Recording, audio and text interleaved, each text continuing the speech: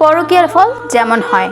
স্বামী সন্তানকে রেখে ডাক্তার মাসুদের সাথে গভীর পরকীয়ায় লিপ্ত হন ফুটফুটে এক কন্যা সন্তানের জননী সুমি আক্তার।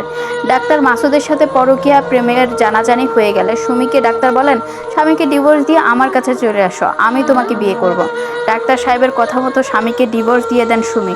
ডিভোর্স দেয়া মাত্রই স্বামীর ঘরে আদরের সন্তানের মায়া ত্যাগ করে। সন্তানকে ফেলে রেখেই প্রেমের টানে ছুটে যান ডাক্তার সাহেবের কাছে।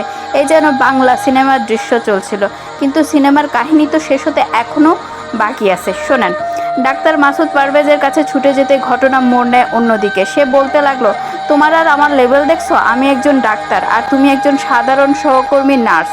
তোমার সাথে কি আমার যায়? আমার পক্ষে তোমাকে বিয়ে করা সম্ভব না। তুমি পারলে তোমার স্বামীর ঘরেই ফিরে যাও। তোমার সাথে শারীরিক মেলামেশা তো আমি জোর করে করিনি, তুমিই প্রতিবার নিজ থেকে এসেছো। এখন ওইগুলো ভুলে যাও। শুদ্ধ বাংলায় যারে কি বলে জানেন? খাওয়া দাওয়া শেষ, সোনার বাংলাদেশ।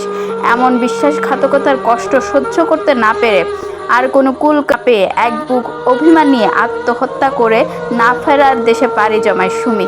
অদ্ভুত না?